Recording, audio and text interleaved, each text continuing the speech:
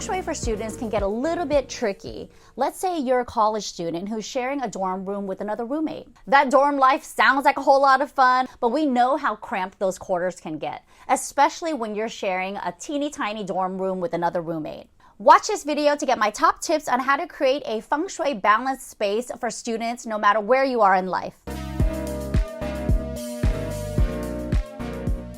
Typical challenges of a dorm room are all about improper bed placement, as well as windows and an entry door that might be in the wrong direction. You might have really blurry distinctions and not defined zones for relaxing, sleeping, and working. We're not looking for anything permanent. We want really efficient solutions for this very temporary phase in our life. You always want to key into the lighting conditions in the space, how air moves through the space as well. Energy moves through the space with all of your openings. So the mouth of Qi, which is your entry door, is going to be where Qi enters your space, and it's going to take a minute, okay? It's going to look around and see, what do you have in here? What is going to excite Qi in your space? You definitely want to purge out all of the clutter in your space and then start demarcating dedicated zones for you to work and play. Here are some of my favorite Feng Shui tips for making the most out of a small dorm room. First, you want to ensure that the bed is in the proper placement. This is called the command position in Feng Shui. The command position suggests that you, the user of the space, should always be in command. This means that you have full visual eyesight of those who are coming in and out of the entry door. Feng Shui always wants you to maintain a sense of control. So you never want a guest, or a stranger for that matter, to kind of like bombard you coming on the sides, or even worse, coming from your back. You want to be able to see who's coming in and out of that entry door at all times. That allows you to remain in control. So for a proper bed placement, you want to be able to see who's coming in and outside of the entry door. You don't want your feet to be in a coffin position, which is when your bed is directly in front of the entry door. It's kind of like when your feet line up with that entry door. In ancient times, the coffin position really just meant that when those who passed in their sleep or in their bed, that's how they were carried out of that room. We definitely don't want that type of bed placement in a room. So the issue becomes, what if you have two people who are sharing this space? The ideal placement of the beds looks a little something like this. So let's isolate this dorm room right here and kind of talk to you about the bed placement, which I think is in a really good position. We are going to assume that I'm kind of standing at the entry door. If the entry door is kind of in the center of this room, that's great. Both of these users are not in a coffin position, or else they would be able to be carried out of that room right through the entry door. So you kind of want to separate both users of the space, which is great because now you get full wall space to access on both sides of the room. So we've got the command position. That's one check. What about these windows that are behind the bed? A restful night's sleep is very important in Feng Shui because it's all about maintaining your energy. Being able to have that support when you sleep is very essential in Feng Shui. So Feng Shui always wants you to have a headboard and kind of lay your head on a solid protected wall. A solid protected wall means that this wall doesn't have any openings, there's no doors, there's no windows. But in this situation, since we are prioritizing the command position, you almost have no choice but to place your head on this wall where there's even like a little column and a bulkhead that protrudes from the window wall. There's a really easy fix around this Feng Shui issue, which is very common because some of us have to sleep on window walls. You can simply drape the walls with heavy drapery panels, curtains, a window shade, anything so that you could close the curtains up at night, and then you'll have that solid protection that's behind that wall. The issue with this condition is that you also have this little recessed area, which you're going to use to your advantage. What I would suggest is creating a window wall that's on the outside of that window. So you're not actually installing the drapery panels in that niche, you're pulling it outside. What you'll also gain from this really strategic design move is to be able to tuck all of your personal belongings. You see this little shelving right here? It's almost like makeshift nightstands. So you can close off your personal belongings and hide it behind the drapery panels. Not only are you going to be sleeping against a symbolically solid wall, now you'll be able to hide all of your junk in plain sight. Storage is always a really huge issue in cramped spaces, especially when you're sharing it with another user. So you always want to look for really efficient efficient and creative, clever solutions that you can hide away or at least look for items that serve double duty, which brings me to this next dorm room. The first thing that you might be thinking is, this dorm room is huge. I don't think storage is an issue for them here. But let's dissect this dorm room and come up with more efficient solutions for both users. I think one of the most alarming things that I see in this bedroom as a total feng shui no-no is those shelves that are lining the bed. I mean, I get it. You need a place to store more of your things. But feng shui doesn't like that. It doesn't like for you to place anything above your bed, behind your bed, especially when you're sleeping, because the symbolic nature of having something fall on you just doesn't allow you to have a restful night's sleep. So we'll definitely be removing the shelves on either sides of the bed. I definitely want to get rid of that coffee table as well, okay? You're probably thinking, now that I got rid of the shelves, what am I going to do? How am I going to get more storage? You know, IKEA has this really clever little system. It's called the Calyx, but it's like this little cubby, and it has niches in it that you could either place your books, you could put baskets in it so that you can pull it out. What I would probably do for this dorm room is either get one Calyx, like a single column of 4 or 5 cubbies. You could either double up on it, but you could also go out to your local lumber yard and get like a really huge wood top. Of course, you have to measure the space so that you have the clearance to kind of walk around it. But what this makeshift storage system is going to do is hide all of your books underneath your brand new coffee table. Because now that you have this larger ledge, you could use it as a coffee table, you could use it for game nights, you could use it for homework, you could hide all of your junk and the books underneath in the cubbies. And the best part, you removed that shelving system from beside your bed, and now it's no longer a feng shui taboo. So this shared dorm room, I really love this angle because you kind of see where the entry door is, right? So in relation to the entry door, this bed placement is like a huge feng shui no-no. Not only are you not in a command position, but that door kind of every time it opens and closes, it bangs on the users. I get it, you're probably not in bed while you're opening and closing the door, but the symbolic nature and the meaning behind not being able to see who's coming in and out of that door means that you are not in a position of power as well. So the first thing I would do is relocate that bunk bed in the opposite corner of where it is now. So once it's in the opposite corner, it will have that command position of seeing who's coming in and outside of that door. So let's jump to the next slide. Loft beds are actually a huge feng shui no-no, but often a necessity when you're short on space, especially for a student who needs a working desk area as well as a bed in a small cramped bedroom. Typically in feng shui, you want your beds to be on the ground. The closer you are to the ground without actually being on the floor, the more grounded you are to earth and its elements. The priority in feng shui promotes that you are as grounded as possible. That means grounded in sleep, you can rest and relax, grounded in work, which means when you're at your desk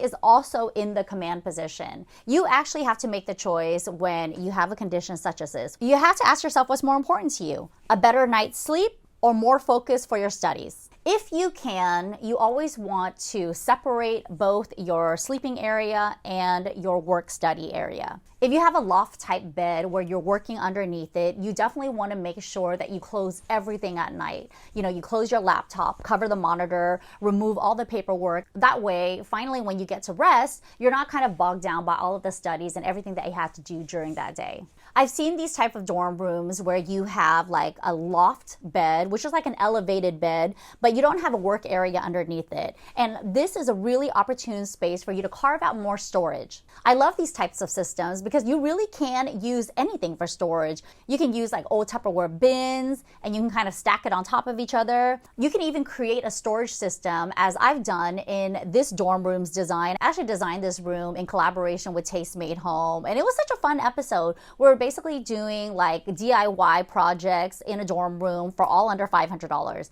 I know $500 seems like a lot to decorate a space, but we're able to do so much. You know, I think for college students in a dorm room, the most important thing is for you to have your bed in the command position. But the second most important thing is also to have a work study area that is a designated zone. It's almost away from where you're sleeping. This area could be at the foot of your bed, depending on how much space you have. You want to isolate the work study area so Chi doesn't get confused. Of course, you want to organize your desktop, get rid of all of the paperwork and the files that are littering the desk. If you could find like a tray to kind of corral all of the paperwork in, that's great. If you could hide it in drawers, that's even better. You want to choose multifunctional pieces that serve double duty. Maybe a storage ottoman on casters could also hide all of your books, but it's a great way for you to host extra guests as well. The north sector of the Bagua map is all about your life and career. So I think for college students, it's all about personal growth, right? A sense of purpose. This is almost your transition into the real world. So isolating that north sector of your bedroom and promoting it with colors of blacks and blues, or even symbols that favor the water element, either with like a small little fish tank or even like a small little water fountain, is really going to help promote that career sector of your dorm room. So to summarize the best practices for Feng Shui principles in a shared dorm room, you always want to think about the energy and the flow. You want to make sure that the room is neat, clean, and tidy. The closet is a really great space for storage so that your junk is not littering the floors and impeding the path of qi. When elevating the bed, you want to keep in mind that the best place for storage is underneath the bed, but is not the most conducive to another work study area. I wanted to touch up on shared living in this segment, especially when you're a student who is sharing either an apartment, a studio, or even a home with other people. You've got common areas like the living room, the dining room, and the kitchen, but of course you also have your individual spaces. The individual space, I'm going to assume, is a place for you to sleep and also a place for you to work and study. A common question I get asked is, what if I follow Feng Shui, but my roommates don't? Now, how do you get others aligned with your Feng Shui lifestyle? You really don't. You kind of just lead by example. Without telling them too much, I would start by kind of rearranging some of the furniture around just to see if you can optimize the flow. Good Feng Shui really just follows good interior design principles. You really don't even have to spend a whole lot or even isolate decor and furniture items to know that a room just feels good. Let's talk about this living room space. We have this really beautiful window wall, which of course is going to be maximizing the view. You want to take full advantage of the view. So in this case, I actually like that they have the television, like a really small TV, kind of off to like a corner. You can still see the view, you can watch the television, but I think what I don't like is this big, bulky, single lounge chair with an ottoman that's kind of blocking the entire space. The first thing Feng Shui pays attention to is how qi moves through your room. Qi equals energy. So you never want to block qi. You want to give qi room to flow and permeate the space. It's not going to do this with this big, bulky club chair right in the entry of your living room. So my suggestion would be to remove this club chair and to add like a cute little ottoman or a day bed.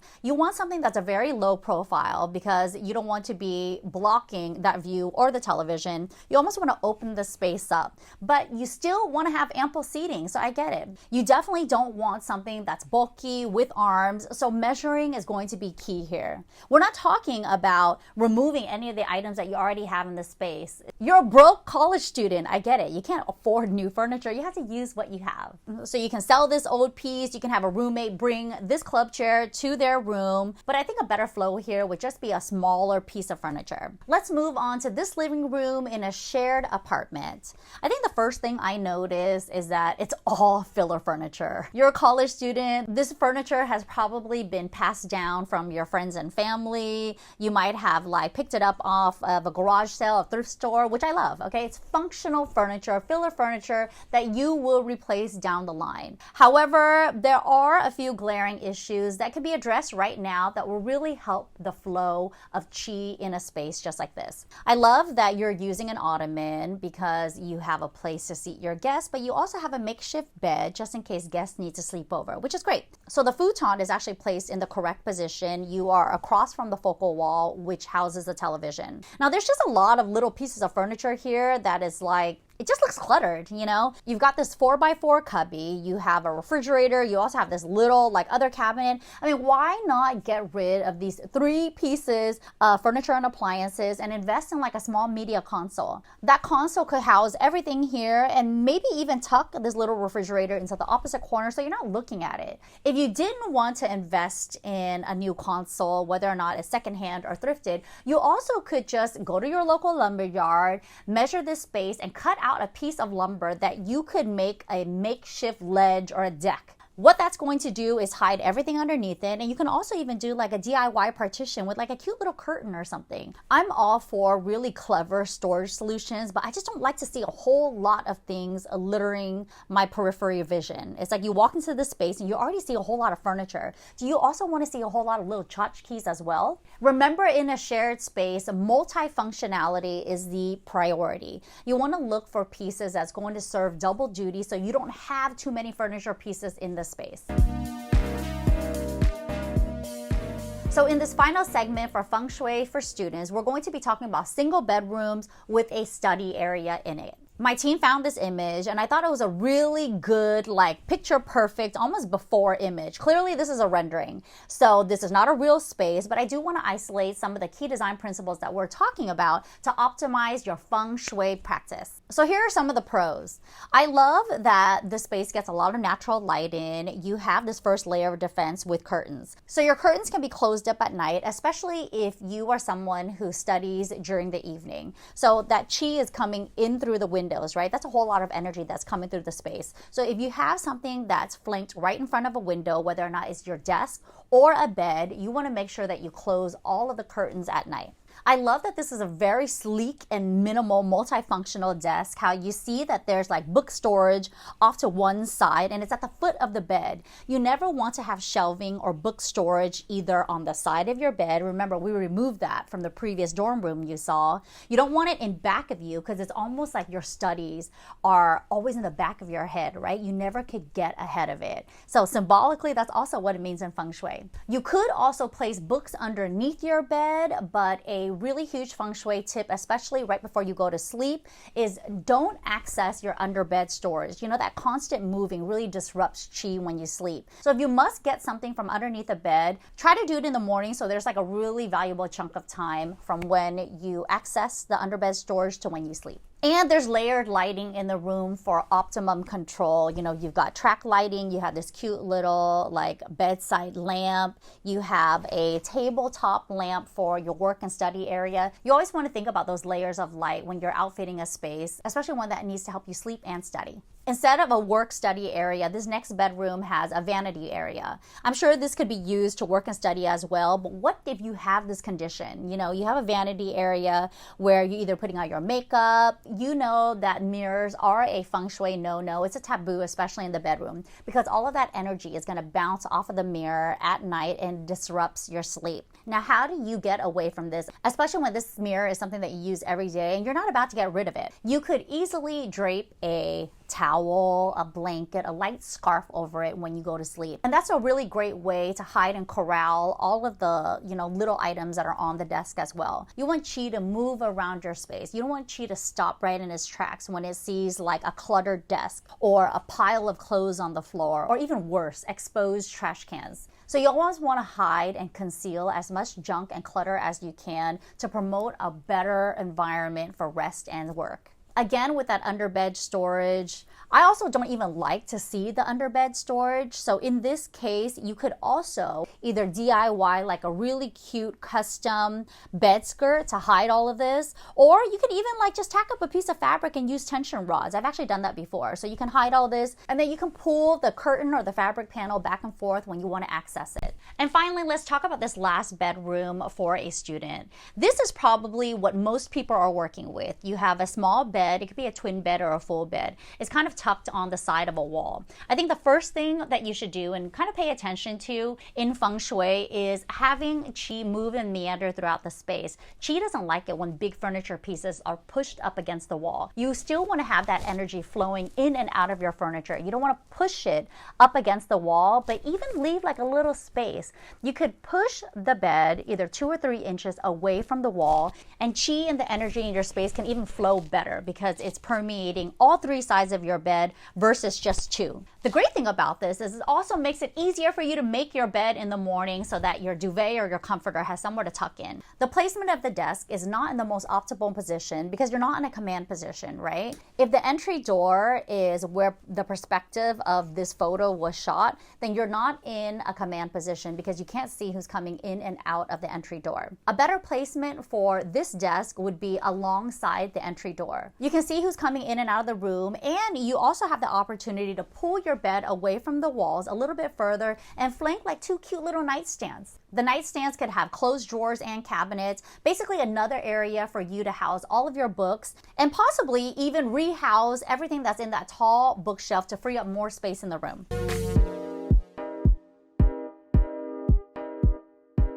Okay, students, are you ready for today's pop quiz? I love to quiz everyone on the knowledge that you learned today. Even if you're not a student, I feel like there's some really basic Feng Shui principles that everyone should know, especially with proper bed placement and if you have like a desk in your bedroom. Okay, let's get started. What compass direction should you pay attention to if you're struggling in school? A, north, B, east, C, south, or D, west? The correct answer is A, north. The north sector is all about your career and life path. So if you're struggling in school, you definitely want to amplify the north sector in your college room. There are so many ways that you could amplify the water element. The colors that are associated with the sector are blues and blacks. You could place like a really peaceful scenic painting of like a water landscape. It could be a beach, it could be a lake. You could even put like a small little tabletop water fountain or even like a fishbowl. Think of ways that you can promote that water element and you want to place a symbolic decor item in the north sector of your room. What is the best way to suppress negative energy coming from a difficult roommate or a difficult partner for that matter? I'm just kidding. A, you place a bakwa mirror between your bed and theirs. B, you place a regular mirror behind your headboard to reflect their mess. C, you place a red rope between your side and their side to symbolically demarcate space. D, you place a large plant between your bed and their bed. The correct answer is D. You want to place a plant, hopefully on a desk or either hanging from the ceiling between your bed and their bed. Not only is a plant going to energize the space with all of its healing benefits, it adds brightness, it adds color, it has air purification qualities. I mean, what's not to love in a plant? What's the worst way to organize your personal belongings in a bedroom if you're a student? A, under the bed. B, inside the closet. C, on a bookshelf. D, under your desk. Remember, we're talking about the worst way. And the worst way to store your belongings if you're a student in college is under your bed. Now, why is that? Feng Shui doesn't like to disrupt your sleep, like at all, anytime. Disruption of sleep literally means anything that's constantly moving in and out of under your bed. But I get it, you lack space as it is. Where are you gonna hide all of your junk, especially seasonal items or like an overflow of books? You can store items under the bed. That's not what Feng Shui is concerned with. Feng Shui doesn't like it when you're constantly moving these items before you rest because it disrupts your sleep. So if you need to put anything away under your bed, you always want to make sure that you access it as early in the morning as possible so that it doesn't disrupt your sleep come nighttime. Speaking of books, now we're on the subject of books. What is the best place to store your books in the bedroom? A, behind your bed. B, on the side of your bed. C, at the foot of your bed. Or D, under your bed. So if you want to place your books behind your bed, kind of like a la Carrie Bradshaw, you're probably thinking, okay, this is the knowledge that I'm going to gain during my sleep. It's probably the best spot for it. Or you might be thinking, you know, I want to place books on the side of my bed because it's easy access, right? I can get to it right away. Or at the foot of the bed because it's also like easy access right there, but I'm not like bogged down by the books that are surrounding me. Or under your bed because you lack storage. But if you're paying attention to the previous question, you'll know that under the bed is an absolute no. Now, behind your bed, books are constantly going to be on the back of your mind, okay? That's a Feng Shui symbolic, like, no. We don't want books there. We also don't want books here because they're kind of like sideswiping us the entire time. It's kind of like steal all up in your energy. But at the foot of your bed, you have complete control. You will access the books when you want, and it's placed at another zone away from your bed. You always want to demarcate zones for specific functions in your day-to-day living. In your bedroom, you have the most control over this space. Now, how do you lay it out so that you can optimize all of the Feng Shui principles we're talking about so that you could focus better, you could sleep better, and you can also have a social life? That's it for today's video, everyone. What did you think of Feng Shui for students? How did you do on today's pop quiz? This video was so important for me to make, Feng Shui for students, because it's all about a sense of purpose and thriving at this stage in your life. I almost want you to create like a really strong foundational groundwork for you to start building and applying Feng Shui principles for your first starter home with or without roommates. If you liked today's video and you want more Feng Shui content, please give this video a like and a thumbs up. Comment below and let me know, do you have any questions when it comes to Feng Shui for your space? Definitely check out the previous videos that we did in this Feng Shui series. We've got Feng Shui for the Southern Hemisphere. Remember that you do have to make certain adjustments if you live below the equator, so you definitely want to check that out. Thank you so much for watching, everyone. I'll see you in the next one.